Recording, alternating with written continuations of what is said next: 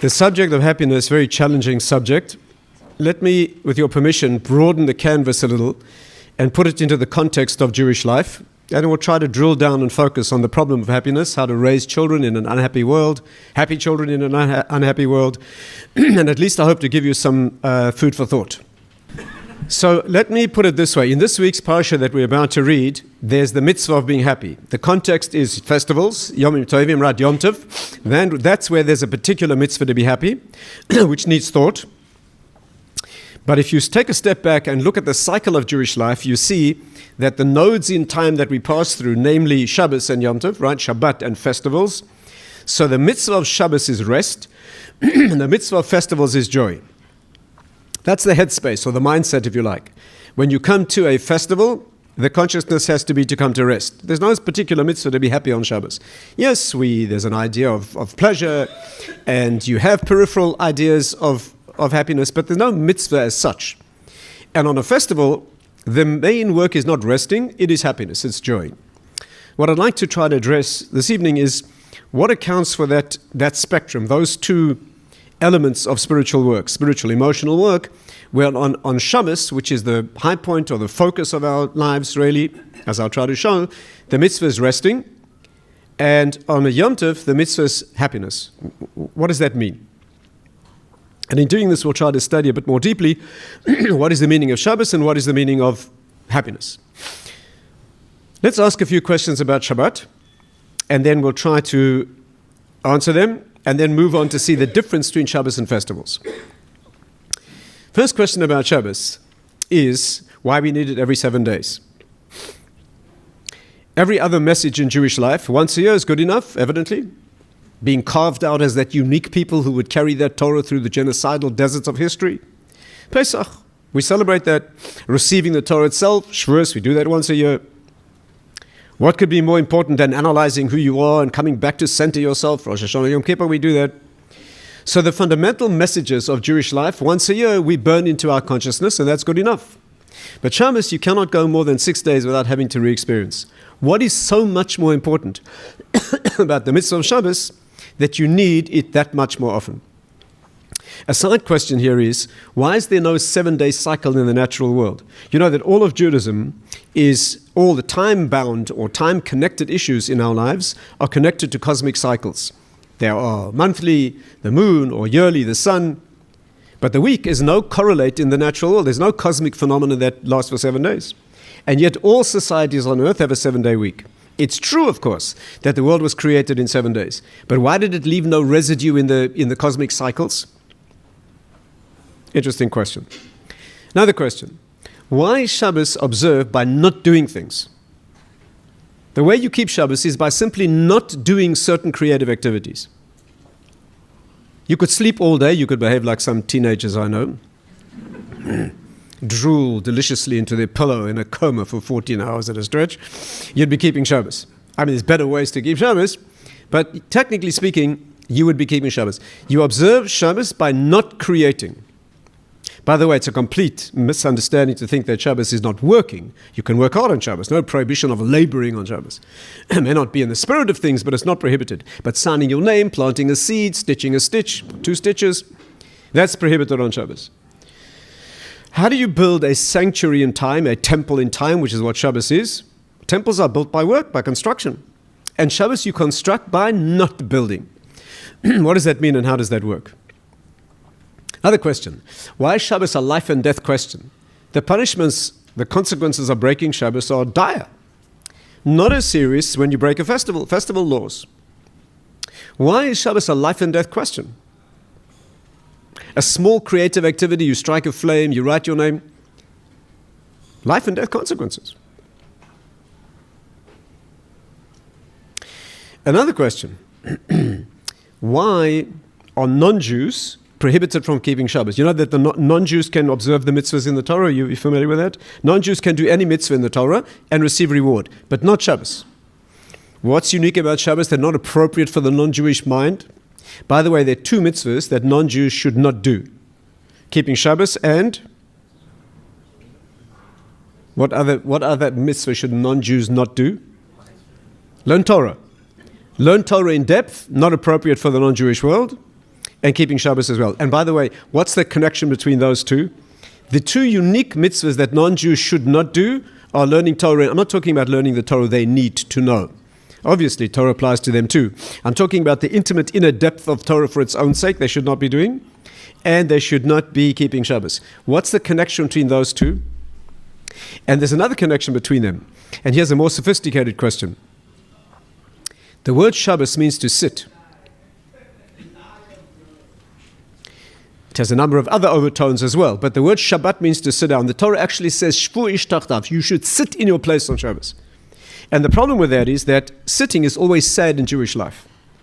Whenever the Maharal says that sitting is a posture of sadness because it's static. Jewish life is a movement. Jewish law is called halakha, walking. It's a very bizarre name for a body of law. Right? But Jewish law is called walking because it's a progression. And therefore sitting is always a position of tragedy. The Gemara says that any time the Torah says vayeshev, that someone sat, tragedy struck. So sitting is a sad position because it means stasis and passivity and non-growth. And yet Shabbos is called the place where you sit. What's a place of Torah study called? A yeshiva. A place where you go to sit, which is really weird. First of all, Torah study, irrelevant if you stand or sit. The Talmud actually says in the old days they used to stand out of respect when they studied. Now we sit because we're weak. But standing or sitting is irrelevant to study, and we never name things inaccurately in Judaism. We have a unique sense of the accuracy of language. And if you call a place of Torah study a place of sitting, it must be of essence. What has sitting got to do with Torah study? Call it a base medrash, I understand. Place of sitting? A name of sadness? There's no ecstasy like reveling in the wisdom of Torah. And yet it's called a place of sitting, which is sad. And of course, that's a connection between Shabbos and Torah study. They both have the element of sitting down. So these are some of the questions. And there are many others as well. I wrote a book about this, by the way. That's called Shabbat and the Festivals, Journey and Destination. My dear wife did the cover. It's a beautiful cover. It's worth buying just for the artwork on the cover. And it's a difficult book, so I suggest you buy 2 copies, then you'll understand it very deeply. But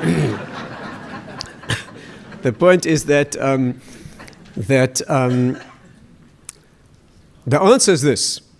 Shabbos is not a weekend. You know, people think Shabbos is a time out and a weekend. That's important, by the way. You know, I work in outreach, we call it, reaching out to Jews who don't have much Jewish background. And when people come in, indeed, we tell them that Shabbos is very important psychologically and from a personal headspace, you know, rejuvenation and family-wise and refreshing marriage, particularly today, by the way. People are so addicted to their frenetic schedules and they're so addicted to their gadgets. People, let me embarrass you. Raise your hand, please, if you live in a family that has dinner together, the whole family, every night of the week. Almost very few people. Very few people. I put this question to a group of businessmen in London, about 100 businessmen. I said, which of you eat dinner with your family every night of the week? One hand went up. And it's an old guy. If he doesn't wait for his wife, he doesn't get supper. You know, I mean, so people pass like ships in the night. At least on Shabbos, you can sit and relate to your family. Gentlemen, you can look into your wife's eyes over the candles and remind yourself of her name, you know, before you fall asleep with your nose in the soup. It's an amazing opportunity, more needed now more than ever. But that's not the idea of Shabbos. Shabbos is not a weekend or a time to chill and to... Here's the secret. Shabbos is a celebration of destination. Every journey has a destination. A journey without a destination is a travesty. All processes are given meaning by their end point. All journeys take their definition, take their meaning from the destination. A journey without... Yes, the Buddhists will tell you that the journey is the destination. Okay, it's a deep idea. It needs examination. I wrote a book about that too, by the way. It's called Letters to a Buddhist Jew. But nevertheless, there's a destination. And so a journey without a process without an endpoint. You know, imagine you visit a famous inventor and you walk into his lab and on his workbench you see an incredibly complicated looking machine. You say, this looks amazing, what does it do? He says, this is a breakthrough in all of human technology. I've invented a machine. When you switch this machine on, it keeps itself going, it oils itself, it fuels itself, and if it breaks, it fixes itself. You say, that is amazing. What does your machine actually do? He says, this machine keeps itself going. If it breaks, it fixes itself. You say, I know, but what does it do? He says, no, you're missing the point. This machine fixes itself. The man's an idiot. I mean, he's a brilliant idiot, but he's an idiot. If that machine makes you a pizza and does that or that other stuff, it's a clever machine. But a machine that does nothing other than keep the machine going is ridiculous. And most people live that way. Most people on earth go to work to keep surviving, to keep going to work, to keep surviving. For what? For a few days at the end of the year where they collapse unconscious on a beach someplace so they can do it again. And if you ask them why you're doing this, they'll tell you, because eventually I'll have enough. Believe me, by then your arthritis will be so bad. You won't be able to chase what you thought you'd be chasing. There has to be an endpoint. There's got to be a destination. The most important thing about a journey is the destination. That you can never forget. And that's what Shabbat is. Shabbat is a celebration of the fact that life has a destination. That you can never afford. On a journey, everything else is negotiable. The fast route, the slow route, the scenic route, the first class, the second. But one thing not negotiable, destination. That you can never forget. If you're running a business and the point of the business is to make money, every single thing you do has to make money, even when you're spending money. Otherwise, you're running the business irresponsibly. Life has a destination. I don't mean to depress you, but life doesn't last forever. Not too many people walking around have been here for 150 years.